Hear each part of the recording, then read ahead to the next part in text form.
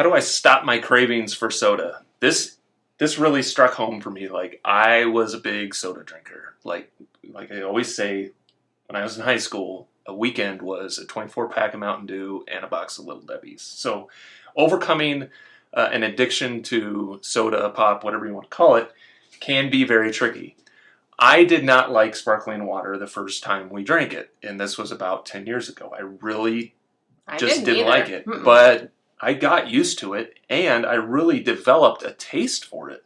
I like to try all of the different kinds from all the different companies, LaCroix, Coke, Pepsi. So we did some things to make the transition.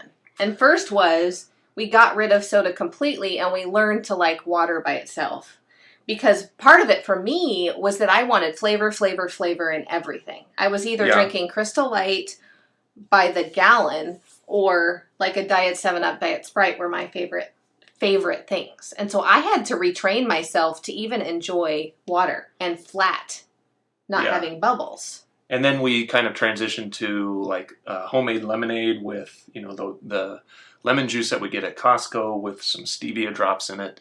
And we drank that for probably more than a couple years until we finally really started to get into sparkling water. And it was mixing sparkling water with, of course, my favorite flavors were lemon lime. So it was mixing sparkling water with lemon or lime juice and sometimes our essential oils to add even more flavor. And then we slowly transitioned ourselves to enjoy sparkling water. So if you already enjoy sparkling water, you won't have to go through such a long transition. But that, I mean, honestly, that took us 3 or 4 years. Yeah. To go through all those steps.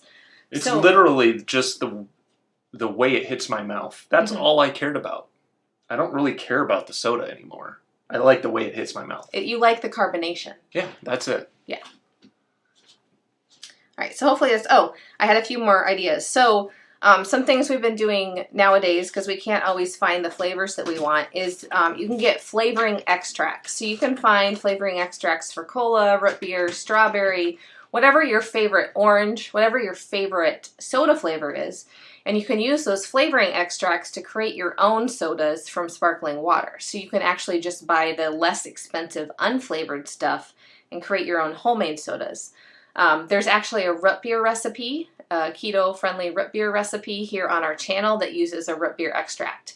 A word of caution, when you're choosing a flavoring extract, make sure you're reading that ingredients list, because sometimes you're going to find sugar hiding in the actual flavoring extract. And I found that to be especially true of root beer extract. So on the blog post that goes with that YouTube recipe for root beer, I've linked to an extract that I tried and I really liked that didn't have added sugar.